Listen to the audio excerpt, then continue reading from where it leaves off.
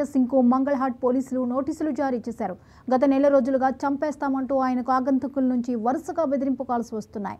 ఈవేళ కాకపోతే రేపైనా నీ తల నరికేస్తామని ఆగంతకులు రాజాసింగ్ను బెదిరించారు.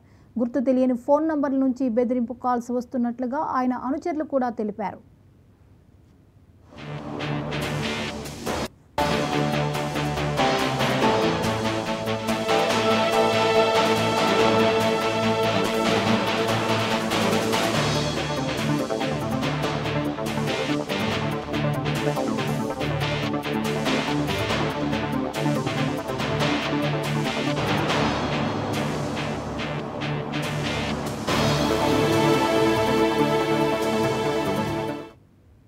ఈ నేపథ్యంలోనే మంగళహాట్ పోలీసులు రాజాసింగ్ను అప్రమత్తంగా ఉండాలంటూ నోటీసులు జారీ చేశారు.